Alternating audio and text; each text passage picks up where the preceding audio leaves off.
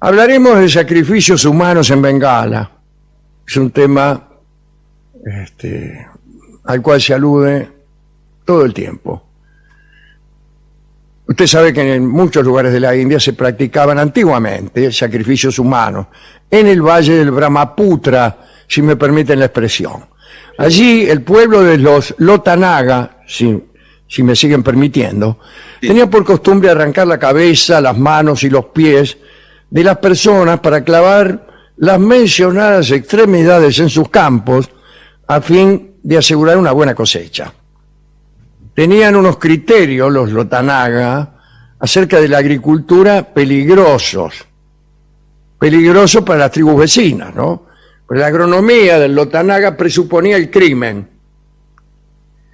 el descuartizamiento y otras crueldades que garantizaban la fertilidad de sus terrenos.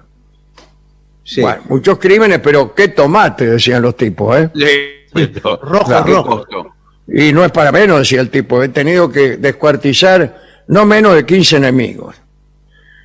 A su turno, los gondos, otro grupo de por ahí, robaban muchachos brahmanes y los reservaban como víctimas para sacrificar después de la siega con S, porque muchos oyentes habrán pensado que primeramente daba muerte a una persona invidente y después a los susomentados brahmanes. Mataban a los brahmanes con lanzas envenenadas, digo yo ya después de la aclaración. Sí. Y un énfasis totalmente superfluo, porque el brahman igualmente puede ser achurado con una lanza perfectamente aséptica, se muere lo mismo. ¿Qué necesidad tiene envenenarla? El caso es que después regaban los granos, quiero decir las semillas, con la sangre de estos brahmanes. Estos eran los gondos. Algunos mitógrafos dicen que aquí se inspiraron los griegos, o mejor dicho, que se inspiraron en estos crímenes para gestar la historia de Litierses, aquel hombre, ¿se acuerda?, el segador por excelencia, que recibía a los forasteros y los obligaba a competir con él en una siega rápida. Vamos a ver quién siega más rápido. Y él salía vencedor y entonces decapitaba al adversario. Yo creo que no tiene absolutamente nada que ver un mito con el otro. Uno es un cuento de alguien que presumía, Sí. y el otro habla de la fertilidad.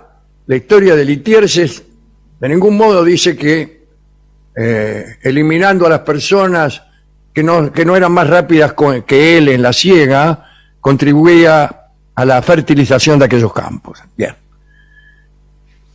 Daremos ahora precisiones acerca de una costumbre horrorosa que se verificaba hasta hace no tanto tiempo en la India, más precisamente en la región de Bengala.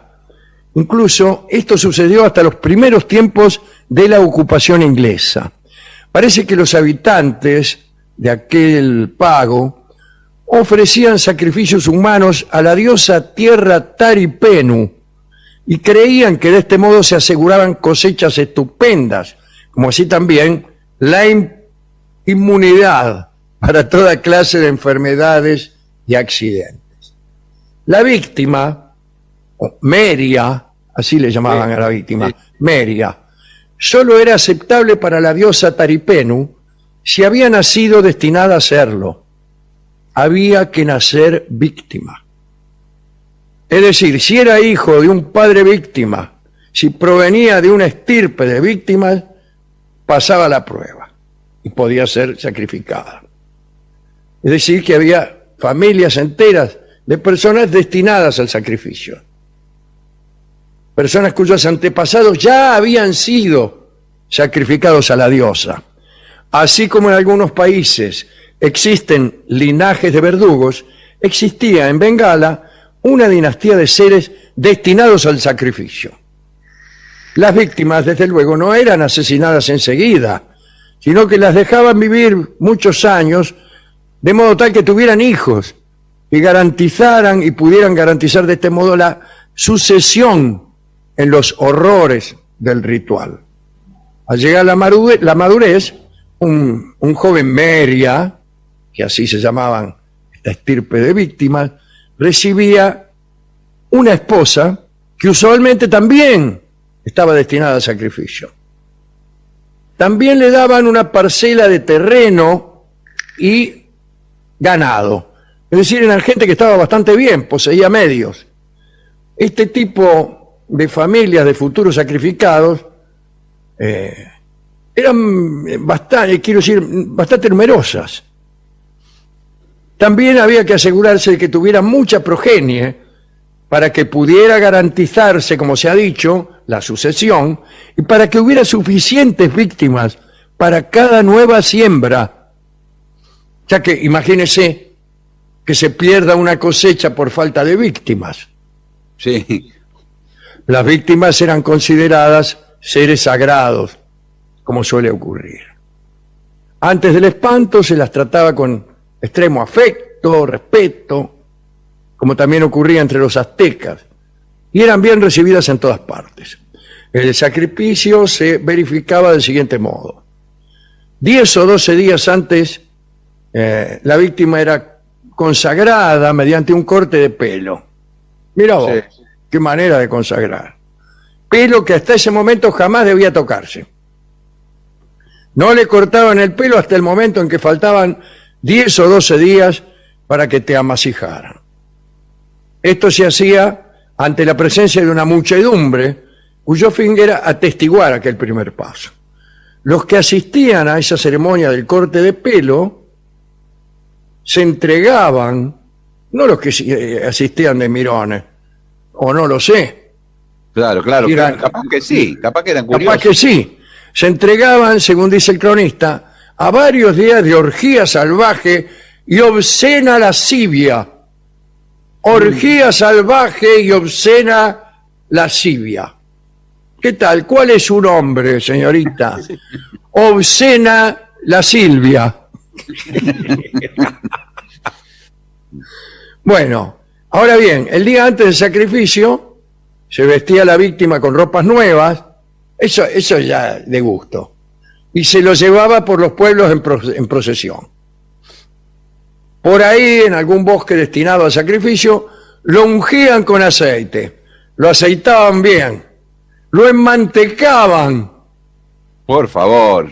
Lo ensalivaban y lo adornaban con flores. Siempre había algún forcejeo para obtener reliquias de esas personas, porque se sospechaba que un pelo o una partícula de la pasta con la que había sido ungido, incluso un poco de saliva, parece que tenía poderes beneficiosos para quienes lo recibían. Y entonces se peleaban a ver quién le arrancaba un pelo, un botón. Incluso algunos le pedían a la víctima que los escupiera, porque esto estaba considerado de buen agüero. Como la víctima no podía ser atada ni mostrar resistencia, a veces le rompían los huesos o los intoxicaban con opio para que no desluciera la ceremonia. Bueno, y el modo de matarla variaba. Lo más común era la estrangulación, ¿no? Bueno. Y entonces, claro, los despojos de estas víctimas eran utilizados en el mismo sentido que hemos descrito, ¿no? Los enterraban y la tierra producía grandes cosechas. Incluso a veces los llevaban, o llevaban pedazos de las víctimas hasta lugares que quedaban a 200, 300 kilómetros, donde los habitantes de las aldeas estaban esperando la llegada de aquellos despojos.